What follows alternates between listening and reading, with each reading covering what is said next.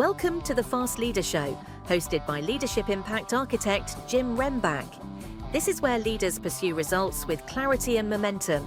The podcast challenges leadership innovation and creativity through the lens of results that matter. Each episode delivers insight that improves performance, strengthens execution, and helps leaders move onward and upward faster. Hello, everybody, and welcome to the Fast Leader Show, the official podcast of Call Center Coach. And today, we are diving into a topic that shapes every single leader's results. However, it is actually rarely ever talked about with any type of clarity, and that is the odds of success. Our guest, Kyle Austin Young, has spent years studying why some people achieve big goals while others with the same talent and motivation fall short. His book, Success is a Numbers Game, explains the hidden probabilities behind every goal and shows how anyone can improve their odds through better awareness, better mapping, and better decisions.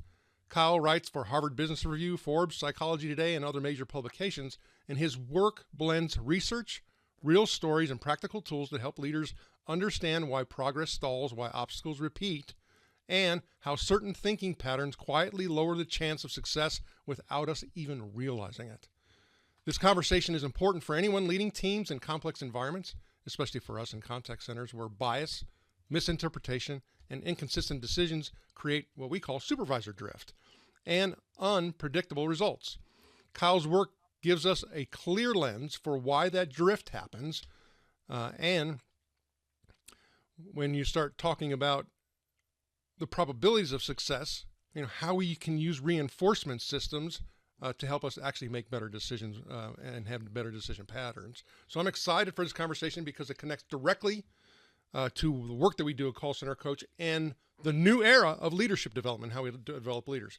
So Kyle, are you ready to help us get over the hump? I'm ready to do this. Let's go. We had a great discussion about memory and some fond memories and some accidents and things that we can learn from. And I think for us to start off, it'd probably be best to let everybody know is, what problem are you trying to help people solve with Success is a Numbers Game? I've found that there are a number of authors in the space, and I have a lot of respect for them, who have encouraged people to at least consider the role of risk in their lives, to consider the fact that it's not, we don't make decisions in the context of what will happen. We make decisions in the context of what could happen. I felt like there was a gap. I felt like even though there were still voices encouraging people to think that way, they weren't really teaching you how to think that way. They weren't giving you any tools for estimating how likely you were to succeed, at least not the voices I was listening to. And then they weren't, more importantly, giving you any reasonable ways to try to change your odds of success and put yourself in a better position. And to me, knowing what I know and the people who I've interviewed and having this type of discussion and, learning more about human behavior and emotional intelligence and persuasion and, even conversational intelligence and all that. There's a lot of questions that run through my head. But I think when you start talking about most people, they really misjudge their odds. And so what do you think is the simplest way to understand the probabilities behind success or failure? Sure. Well, ultimately, our odds can be understood as I won't use the technical term. What we have to do is we have to figure out what has to go right in order for us to get what we want. And ultimately, we can break big predictions down into smaller predictions. And that's the same system that some of the leading forecasters in the world use to predict major world events. So if you're comfortable with it, I'll unpack it in the context of an example. Please do. So let's say that you're training to run a marathon. That's a goal that you've set for yourself. You want to run a marathon. It's on pretty short notice. So you hire a running coach in hopes that she can help you get ready in time. And she says, I can do this. I can get you ready. You're going to succeed on race day if you do three things. For the period that you have between now and when the starting gun goes off, you have to eat, sleep, and train exactly how I tell you to. If you follow these three things, you'll be ready to go. If you don't, there's no way I can get you ready on such short notice. So in this case, there are three prerequisites to your success. There are three steps that you're going to have to take in order to ultimately be successful at this goal of running a marathon. So what we have the opportunity to do is, now that we've broken this big prediction down into smaller ones, we can make some estimates on how likely do we think we are to do each of these three things. In some contexts, there might be published data that we can use to inform the likelihood of different prerequisite steps. But in this case, it really comes down to you, your commitment, and your lifestyle. How likely do you think you are to eat the way that you're supposed to, sleep the way you're supposed to, and train the way that you're supposed to for this extended period of time? So just to illustrate it, let's use really, really easy, simple numbers. Let's just say we think it's 70% across the board. 70% chance we'll eat the way we're supposed to, 70% chance we'll sleep the way we're supposed to, 70% chance that we're going to train the way that we're supposed to. Now, this is where a lot of people make a mistake. I think that most humans intuitively, when they're considering a goal, try to think of a general sense of what's it going to take for me to accomplish this. And I think that we have a gut check of, do I think I can do all of those things? But a lot of people at that point fall into a trap called averaging. If they are approaching a goal where they have to eat, sleep, and train a certain way, and they feel pretty good about their ability to do each of those three things individually, that translates into them feeling pretty good about their ability to accomplish the goal as a whole. Unfortunately, that's not mathematically sound. We can't average those three numbers. We have to multiply them. And if we do that, in this case, we find that we only have a 34% chance of being ready on race day. We expect to fail at this goal, or at least somebody who understood the math would expect us to fail at this goal. But all of the time, people are entering into goals where, because they feel good about the individual prerequisites, they feel good about the outcome. It doesn't work like that. And because of that, I don't say that to discourage people. I say that to highlight how important it is to be very serious about optimizing our odds of success, about doing everything we can to put ourselves in a position to be more likely to get what we want. So let's think about these individual steps, needing to train the way that we're supposed to. What I encourage people to do is think negative. Try to identify the potential bad outcomes that could happen instead of the one that you need to. Because probability can be understood kind of similar to how we've traditionally understood matter. It can't be created or destroyed, but it can be transferred and rearranged. And the odds that you want are hiding in your potential bad outcomes. You can't conjure better odds into existence. You can't desire better odds into existence or wish. You have to go make the bad outcomes less likely to increase your chances of getting what you want. So I'll just do a couple of them, but in the context of training, what if it rains on a day when we need to go for a run as we prepare for this marathon? We can't wish that bad outcome away, but there are things we can do to de-risk it. We can systematically de-risk our goals by using our creativity. Maybe we need to get a gym membership for the next few months. Maybe we need to buy a treadmill for the next few months, something that we can have indoors so that we can train on days when the weather's not agreeable. What if we're concerned about a lack of motivation, ultimately derailing our training goals? Maybe we need a running partner. Maybe we need somebody who can hold us accountable. So those are examples of us taking some practical steps to make bad outcomes less likely. And doing that, we can increase our odds of sticking with the training. We can do the same thing for eating, the same thing for sleeping. And after optimizing these different steps, we can expect a better outcome. As you're sitting here and saying that, I start thinking about our own existing neural pathways. And I talk a lot about, as leaders, I'm like, when we think about development and helping others to become successful, if we don't have anything in our own well to draw out, we're not going to nourish them. Right? And therefore, when you start talking about, think about these bad outcomes, when you start talking about that, we have very specific patterns that we've gone through that are associated, everything from when we were little kids growing up through our life experiences. And I start talking about, so then I start thinking about, what about the limitations of even exploring that? So how do you help people overcome that? It's like, you're really limited in your thinking, right? We need to expand that a little bit so that you can actually see if, what, or determine what the reality of your numbers are. Sure. Yeah, what I've found is that when I invite people to think negative, typically they're pretty good at it. We're typically, skilled at identifying bad outcomes that could happen. A lot of people don't do that because they've been told to think positive. They've been told, don't worry about what could go wrong. That'll just demotivate you. Don't worry about what will go wrong. If it's meant to happen, it'll happen. I don't agree with that. I'm fine with the idea that some things are maybe meant to happen, but I don't think that desire is an antidote to uncertainty. I don't think that wanting something or, being really committed to something is a way to de-risk your goals. I don't think that wanting to run a marathon is going to keep it from raining or keep you from getting an injury like a shin splint. I think that, there's some stretches that might help, and that's a creative solution that we can implement.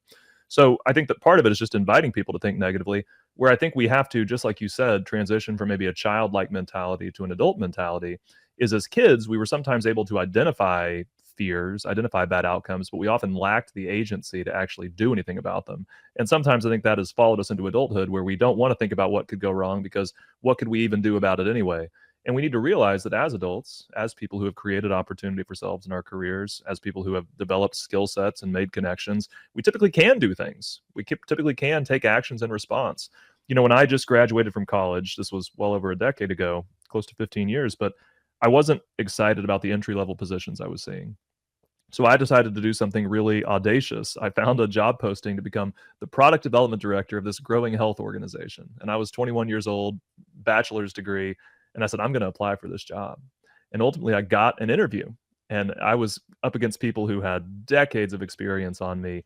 And I was going to be leading people who were in their 50s, 60s, 70s at a time when I was 21. But I got the interview and I wanted to make the most of it. So rather than think positive, rather than, cross my fingers and say, maybe this is my big break, I did the exact opposite. I tried to identify the bad outcomes that could keep me from getting this job. And one of them was the thought that, the obvious one, they don't hire me because of how young I look. And I thought, what can I do about that? And so really simple response, I grew a beard. I grew a beard to look older than I was, to make it feel like less of a concern about my youth. A second bad outcome that I identified was, what if they don't hire me because they're concerned that I just don't have the resume for this? I don't have the background. So I actually typed up a plan for how I was going to turn this department around. It was so thick, I had to spiral bound it. It was a book by the time I was done. And when they would ask questions about my resume, I would just find ways to redirect their attention to the vision that I had for this department. So we didn't spend a lot of time talking about my resume, whereas the other candidates, it was all about the past. Mine was all about the future. The third and final thing I did was, I knew that there was a risk. What if they don't hire me because they're worried I can't fit in with the team? There's such an age gap and I'm actually in charge. What if there's just no way that they think that I could do that? So I asked an existing team member if they'd read any books lately as a department. She gave me 3 titles, and I went out and read all 3. And in the interviews, I was able to connect with the team members. I could make inside jokes. I understood their jargon. I knew what they were after because I'd read the same books that they had. And I'll never forget, there was a group interview, me and these other gray-haired former executives. I'm 21 years old. I'm sitting there with my newly grown beard. And I remember they talked about an idea that they were considering. And one of the books that they'd had me read was called The Wuffy Factor. This is, like 15 years ago, but it was a book about how to gain social capital as a brand. And I said, I think that's an idea that could lead to a lot of Wuffy. And I remember looking around as these other candidates, their eyes are bulging out of their heads. What did he just say? What on earth is Wuffy? But all of the existing team members are laughing. They know exactly what I'm saying because those are the books that they'd read. So after I got the job, which was crazy, I was, this 21-year-old department manager. I remember asking one of those people who'd hired me, what made you choose me? And they said, we couldn't think of a reason not to.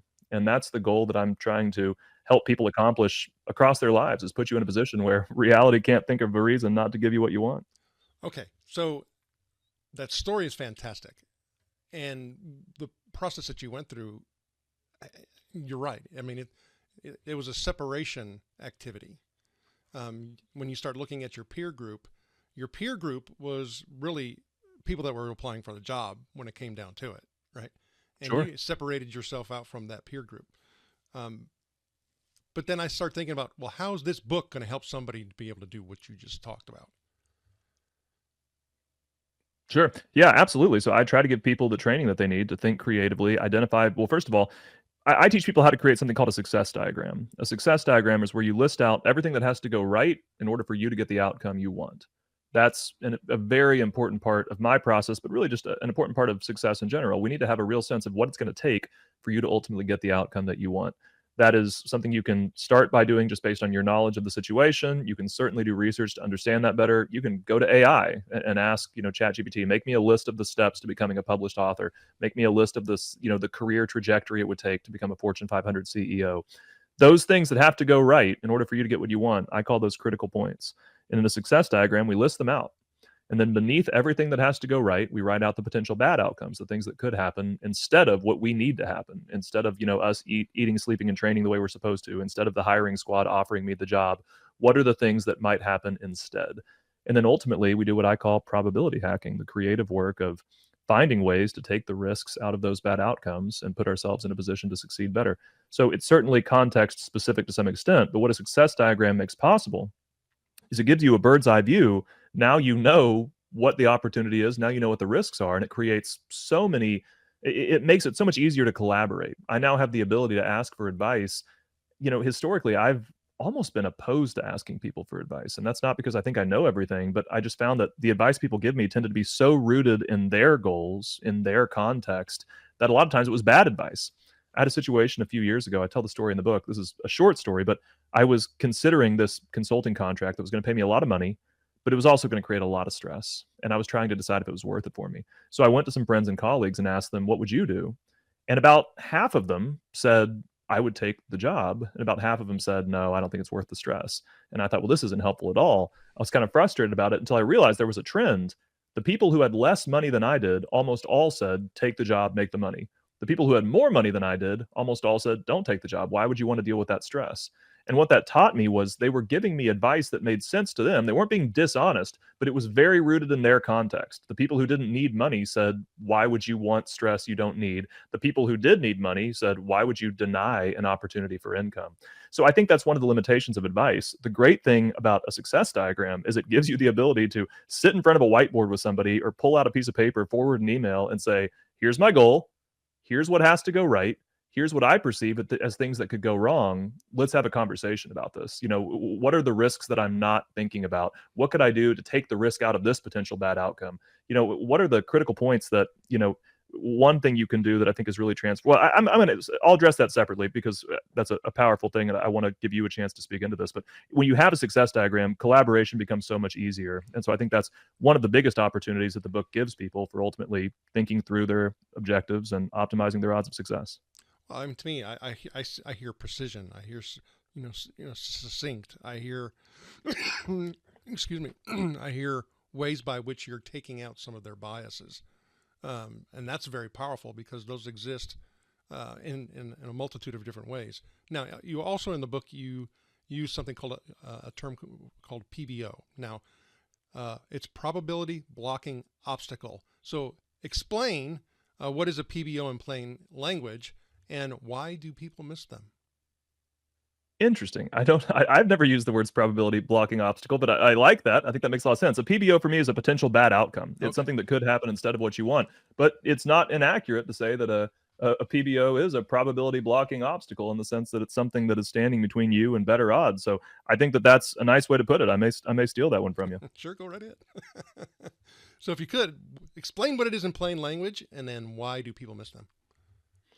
Sure. So again, a potential bad outcome is something that could happen instead of what you want. In the context of the marathon, you know, if I need to follow a certain training schedule, potential bad outcomes include injury that keep me from training the way I'm supposed to. Potential bad outcomes include a busy schedule, unexpected commitments rising up where I have to put out a fire instead of, trying to be faithful to this goal that I've set for myself.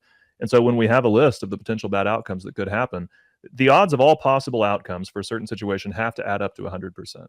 So my odds of sticking with the training regimen are basically 100% minus the sum of my odds of all the bad things that could happen instead of me sticking with the training regimen. And so if I am, consistent and trying to take the risk out of those goals, I have an opportunity to change my odds, change my outcome, and change my life. So in the context, for example, of what if an unexpected, a fire pops up and I have to put out the fire, so to speak, something swamps my schedule. What can I do about that now? A lot of people are trying to address their problems in real time. And in doing so, they leave a lot of great solutions on the table because a lot of times you can't implement a solution in the moment. But if I'm concerned about something showing up, swamping my schedule, I'm not able to go for a run that day, do I have an opportunity to train first thing in the morning? Is that a response that could put me in a position where I'm getting ahead of all of the ways that something might ultimately interfere with my calendar? So potential bad outcomes are, the product of thinking negative. They're the things that are hogging probability that you want. And if we go after them and ultimately pillage and plunder their probability, bring it over to our side, then we could, go for somebody who, has a 34% chance of success to, if we could get to 90% across the board, a 90% chance that we're going to eat the way we're supposed to, a 90% chance we're going to sleep the way we're supposed to, a 90% chance we're going to train the way we're supposed to, I think that equates to a 73% chance of success. So we've just taken this goal of running a marathon, thinking that maybe originally we could do it because we were committed to it, because we wanted it. We then realized that the risks weren't associated with a lack of desire. They were real world outcomes that could interfere with the things that we want. We used creativity to try to take some of those risks away, changed our odds of each individual step, and ultimately changed our outlook. And we've gone from somebody who could have succeeded, somebody with a 34% chance can succeed, but we've become somebody who should succeed, somebody that we would actually expect to get a good outcome, run that race, and then potentially build on that success to accomplish other things. So I hit on a little bit how bias can impact, these odds and these probabilities. What are the biases that most distort how people see their chances of success that you often find? Averaging is a big one. That's certainly a problem. Thinking that if I feel good about each of my individual prerequisites, then I should feel good overall. That's not true. There's also a big extent to which when we try, people who don't do a comprehensive job of really considering what has to go right to accomplish a goal can leave a lot on the table. I mean, to think of that in the context of numbers, imagine if you have a goal where there's 10 things that have to go right. There's a 99% chance that the first 9 go right. Each of those things, 99%, just slam dunks across the board. But there's this one thing that's going to have to go right, this true prerequisite to your success. Maybe you need somebody's approval, and there's only like a 4% chance that you're going to get it. Well, if you overlooked that step, if you overlooked that reality, then you could go into this thinking that you have odds of success, in the 90s or the high 80s, when in reality, it's like 3% because there's a prerequisite you haven't thought of. So a lot of our biases come from that. And that's why it's important to really stop and consider, what's it going to take for me to get what I want in this situation, and collaborate. When you have that visual diagram, go to other people and say, is this comprehensive? Put it into ChatGPT. Am I missing anything? What are the other steps that might be a part of this? Because if there is, for example, a really unlikely step on the path to your goal, there are things we can do about that. We can try to change our odds. If I need somebody's approval, what are some things I can do to ultimately increase my odds of getting it? Well, if we're concerned that one of the bad outcomes is this is somebody who's temperamental, they might be in a bad mood that day, can we check in with their assistant, first thing and say, hey, what kind of mood is this person in? Is the day going well, or should I stop back by later? That would just be a really easy solution that might help our odds a little bit. Another thing we can do is we can try to reorder the steps that we're going to take to accomplish this goal. If we need somebody's approval, odds are low. If possible, we could consider trying to get that first in the process. Before we invest any resources, any time, there's no value in spending a month accomplishing all of these steps that have a 99% chance of happening, only to then fail at the end. That's not failing fast. That's failing just about as slow as you possibly can. But it's human nature to want to procrastinate on the things that scare us. But from a probability standpoint, if we find a way to front load unlikely steps and take them head on, then we can put ourselves in a position to either fail fast, not lose a lot of resources, move on to the next thing. Or if we're successful, if in this case we get that person's approval, our odds have just gone from like 3% to high 80s, low 90s, because the remaining steps were all very likely to happen. So now we know where to invest our resources. As you're saying that, I started thinking about what we've all been conditioned through in regards to our educational process, or maybe even working in organizations, on how we have to go about getting certain things approved, how we have to go about maybe getting funding. I mean, and you hear every once in a while you hear these exceptions, for example, like somebody getting, some major funding for something they hadn't even built yet, right? Mm-hmm. So these things are possible, right? Oh, totally. They 100%. are. But then I start thinking about personality traits and how they come involved now. And I'll give you, for example, my mother passed away a few years ago, but she was declining in health. And so we started having conversations about what were her wishes. What did she want, if, her health declined, how does she want all that handled? And she refused to talk about it. And I said, Mom, talking about, probabilities, I said, last time I checked, the mortality rate is 100%. None of us get out of this alive, right? I said, so you have an opportunity to now have and make some decisions.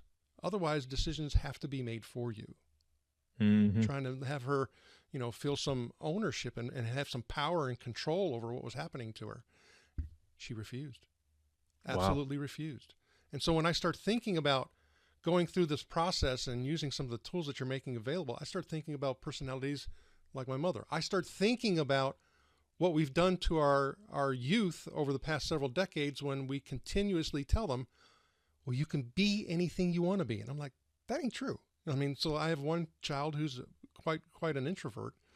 And so like many kids, they're enamored about, hey, this YouTuber's making $1 million a week, right? It's like, okay. And I'm like, okay, that's great. I said, you do know that everything in their life is exposed to everyone.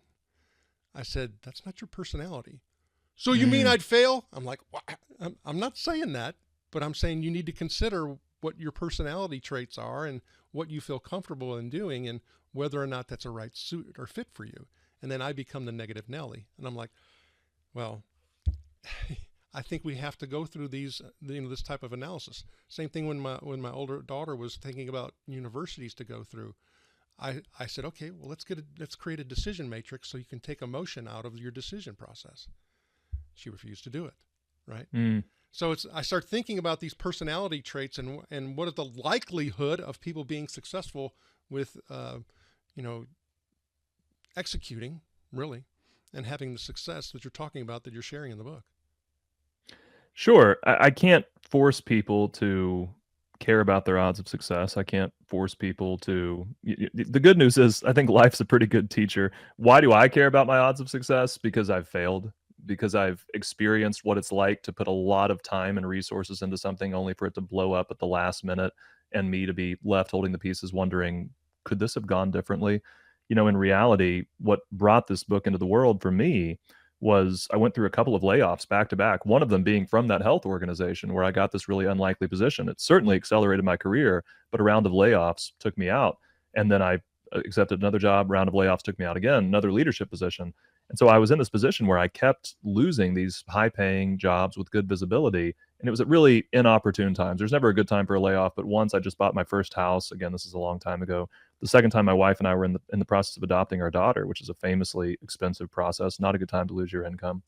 So one of the things that I learned from that experience was it wasn't enough to show up and do a good job and think that that offered me job security, which is what I was raised to believe. I was raised to believe that if I showed up, conducted myself with integrity, over delivered, I was good to go.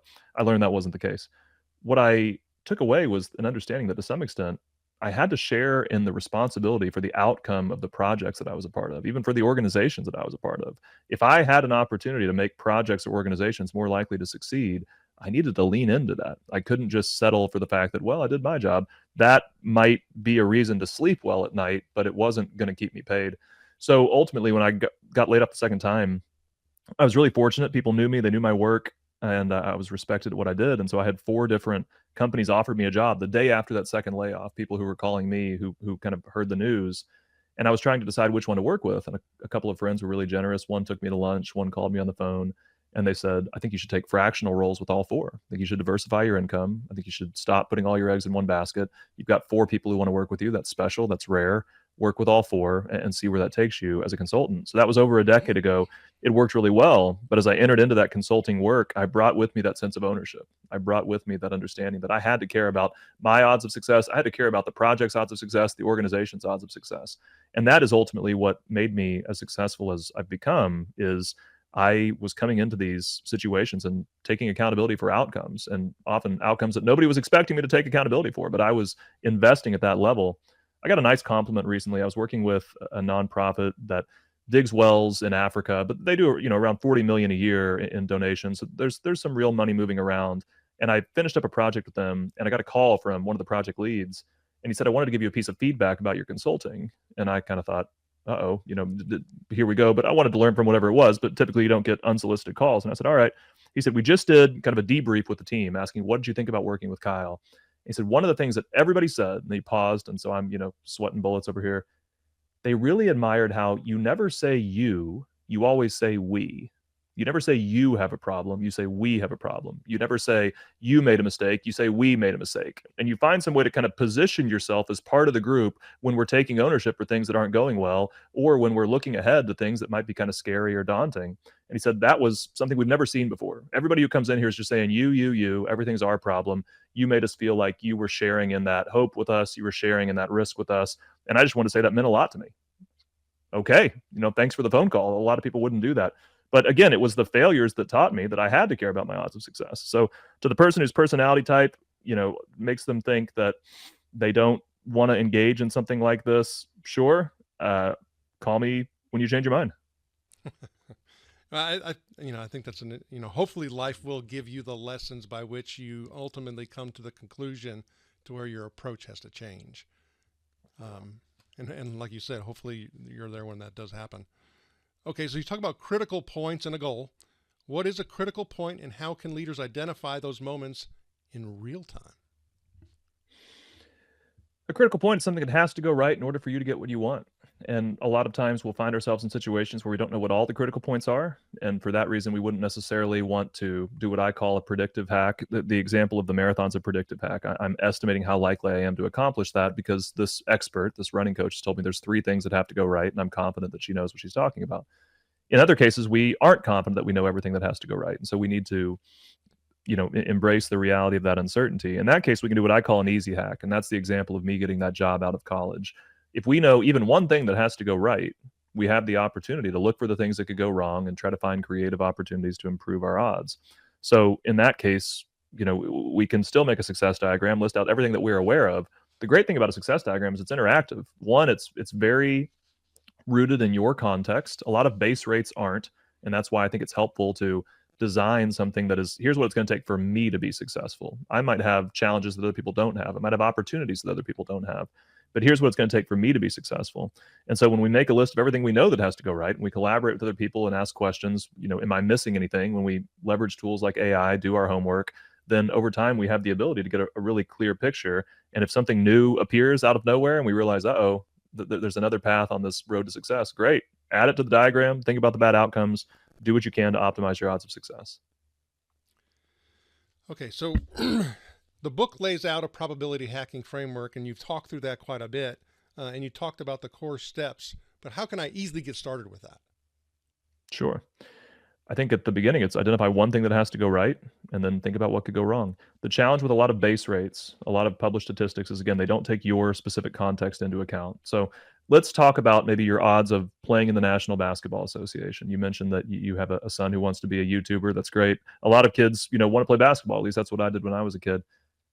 If you are the average male in the United States, then you're around 5'9", and if that's your reality, then your probability of playing in the NBA is 1 in 1.2 million. That's terrible odds, terrible odds. And so a lot of people hearing that would say, "Oh, I should never even pursue that," and maybe not. But here's what's really interesting: if you're between 6 feet tall and 6'3", your odds go from 1 in 1.2 million to 1 in 100,000. That's still unlikely, but it's 10 times better. If you're between 6'4" and 6'7", your odds are 1 in 8,000. If you're between 6'8" and 6'11", 1 in 200. And what's really astonishing is if you're one of the very few people who are over 7 feet tall, your odds of playing in the NBA are 1 in 7. 1 out of 7 people in this country who are over 7 feet tall, research says, are playing in the National Basketball Association. So one of the things that we're trying to do is we're trying to get a sense of what are our strengths? What are the areas where we're above average? Because we see how even incrementally the odds were improving so much as we went up just a few inches at a time. So I would encourage people to consider, what are the goals that I could pursue today where my odds are pretty good? And how could those goals make subsequent achievements possible? One for me was I knew that I wanted to write a book. I've had that goal since I was a kid. The way I remember it, I was leaving my great-grandfather's funeral. We were going from the church to the graveside. My mom said, "What do you want to do when you grow up?" That's how I remember it. I said, "I want to write a book." And she said, "Okay." Now that was like 25 years ago. What did I have to do to put myself in a situation for that? Well, I had to demonstrate my authority and credibility. So there was a goal, about 10 years ago that I was going to write for the Harvard Business Review. I was going to write for Forbes. I was going to write for Psychology Today. I was going to demonstrate my expertise in these smaller publications. So I accomplished those goals, and that made so many things possible, having that credibility. I knew I was going to have certain connections to publish a book. I was going to need to know literary agents. I took several consulting opportunities that put me in the room with literary agents that weren't the best paying consulting opportunities, weren't necessarily the ones that I would have taken otherwise, but I knew what my goal was. I knew where I wanted to get to, and I knew what had to go right for me to get there. I knew that one of the steps was I had to have a literary agent. So I intentionally took on projects that would position me closer to those gatekeepers. So that's the opportunity that we have when we start thinking ahead to what are our goals. Well, first of all, what are the goals that I could potentially pursue now where I feel like my odds are pretty good because of my individual attributes, but also what are the goals that I have for the future? What's going to have to go right? And then we can just live our lives collecting the advantages we need to optimize our odds over time. It's almost passive. When you're at a networking event and somebody tells you what they do, all of a sudden you know what you're looking for because you have a sense of what it's going to take to accomplish goals that might still be a decade away. Well, as you're talking, I start thinking about, timelines and time horizons, and one of the things that I had read about organizations and the way that they go through their strategy process is that a lot of times they'll talk about 3 to 5 year plans and they won't go past that. Now, one of the issues with having that type of shorter timeline and time horizon is that for most organizations, what they have as an output of their strategic plan is really what people call a glorified operational plan. That's right. Sure. You're not going to really get somebody to Mars in a 3 to 5 year window. That's just not the way it works.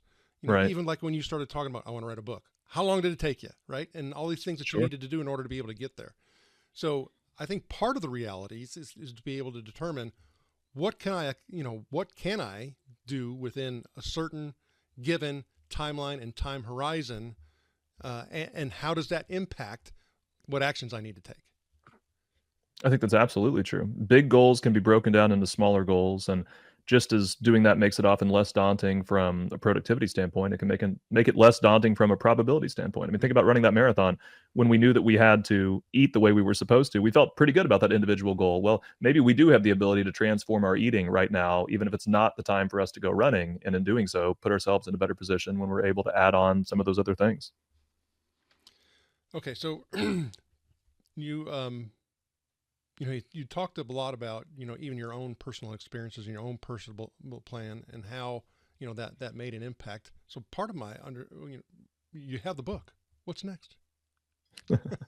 Before I answer that question, and I will answer that question, you said something earlier that I really wanted to respond to, but I was waiting for the right time. You mentioned that you were trying to give some advice to your kids, particularly your son, about this goal of maybe becoming a YouTuber. I want to share something that's in the book, but it's not my idea. It comes from Jeff Hayden. He's an Inc. columnist who I know and really respect. He recommends something called the 2-week rule. And I want to say this really fast. Mhm. The 2-week rule is, he says, if you're considering pursuing a goal and you want to see if it's the kind of thing you would want to stick with long term, you want to put yourself in a position where you're not going to want to give up. He says, try pursuing it for 2 weeks, but don't make any big financial investments. Don't do anything you can't undo for 2 weeks.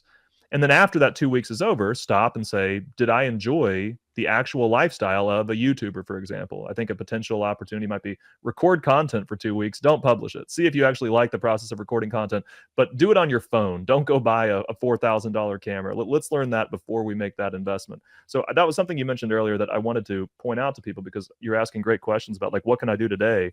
One thing you can do today is recognize that one of the biggest potential bad outcomes in any goal is quitting, especially if the odds are on your side. If that's the case, then quitting is arguably your biggest risk of all. So how do you avoid quitting? Well, there's things you can do to stay the course, but there's also things you can do to make sure you're choosing goals that you are predisposed to want to stick with. And a great way to experiment with that is that 2-week rule. You asked what's next after the book. This is a fun opportunity for me that in some ways, this is a chance to be generous and finally have a place to send people to if they're maybe not the ideal fit as a coaching client, as a consulting client. I've been fortunate to write for a lot of big publications, and sometimes people will come to me and say, I have a question about lead gen. And I say, great, here's a Forbes article or something like that. I don't have time to hop on a call and talk about lead gen, but I've written about that. I didn't have anywhere to send people for a more holistic approach to strategy that involved, what can we do to ultimately pick the right goals, optimize our odds of success for those goals, create a plan, and then go implement. So this has given me the ability to help people that I couldn't have helped before. It's also given me the ability now to formalize a framework that I think will empower me to bring other people on board that I can then teach the methodology to, and hopefully widen, the scope of the number of people that I'm able to serve. Because up until this point, I've had to say no more than I've said yes. And I'm hopeful that we can get some coaches on board who can work with more people and put us in a position to be more useful in the world. Uh, uh, that's audacious, and that is absolutely appropriate with what you're talking about and what you're doing. So, working with a lot of contact centers is what I work with and help with developing leaders in that particular area. We see supervisor drift, and supervisor drift is, this is the expectation, and whether or not I am meeting that expectation. And I'm not talking about performance. Sometimes performance is an impact, sometimes it isn't. But if we start thinking about culture, am I a culture builder, or am I apathetic to the culture? I don't necessarily build it, I just kind of live it, or am I potentially even eroding it? Those are all drift patterns. And those are driven by a lot of the biases, inconsistent decisions. We talk about phone factors, which are just human behavior things, which are fear, overconfidence, negative impressions. I don't want people to think bad about me. And then what we call execution blindness is like, well, I don't really know what they're doing over there in regards to leading their people. And so I just kind of do my own thing. And also, senior level executives don't have visibility in how their people are leading people, right? So you have a lot of these things happen. And so when I start thinking about a lot of what you're referring to requires behavior change. I need to behave differently to be able to make better decisions. We talk about a leadership execution system to help people become better leaders.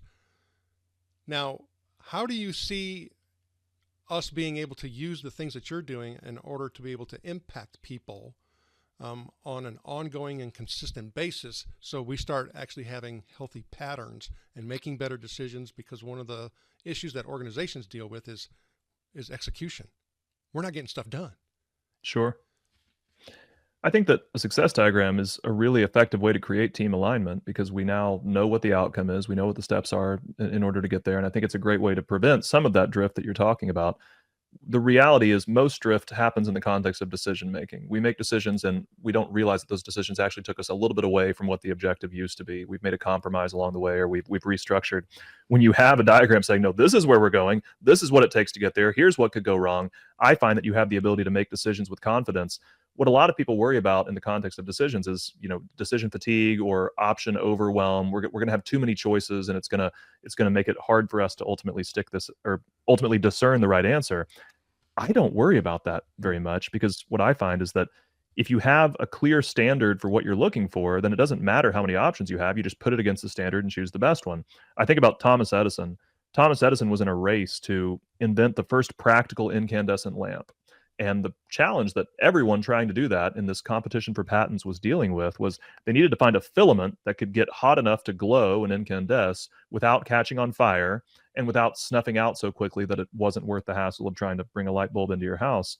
And so all these people were trying to find a filament that would ultimately allow them to get these patents and, be the person who invented kind of this precursor to the light bulb. What Edison did that was different is he experimented with 6,000 different plant filaments to find the one that was going to be ultimately most successful. He leveraged the power of multiple attempts. One of the most reliable ways to accomplish a goal with a 1% chance of happening is to try over and over and over and over and over again. Now, that can be painful and expensive, but it is a path to overcoming bad odds. And that's what he did with these 6,000 plant materials. He ultimately found that carbonized bamboo, which is not one that I would have, intuited as the right answer, was the solution that was able to incandesce. I think it was for 1,200 hours when electrified. So this gives him patents that ultimately are really instrumental in his career, gives him advantages on subsequent goals. I find that a success diagram can be like that. Just as he's standing there with a stopwatch, just measuring how long does this thing glow before it goes out. When we know what has to go right, when we know what could go wrong, as we evaluate these different decisions, we do it in that context. If I'm considering, objective A or objective B, I look at the diagram and say, how does this affect my potential bad outcomes? Does this make them more likely to happen or less likely to happen? Does this introduce new potential bad outcomes that could ultimately hurt my odds of success? Am I going to hire, candidate A or candidate B, or promote candidate A or candidate B? Do it all in the context of the risks that you expect to experience as you try to accomplish this goal. I find that can be the standard that allows you to weigh dozens or even hundreds of options quickly and efficiently, and ultimately make decisions that don't pull you away from your optimized chance of getting what you want. I'll tell you, one of the things that I talk about in regards to being able to accomplish certain things is maintaining focus and just attempting to make a movement. Of course, we want it to be a forward movement, but at least making a movement every single day. And so I talk about you being able to accomplish that goal is what you do every single day all along the way. So it has some cadence to it, so people can, okay, I know, because anxiety will overtake you when you start thinking about some of these huge goals that you're trying to accomplish. And that's, I think, where people get bogged down. That's why we have a lot of anxiety in our schools. This whole educational anxiety. I have to get into the school. I have to get this grade.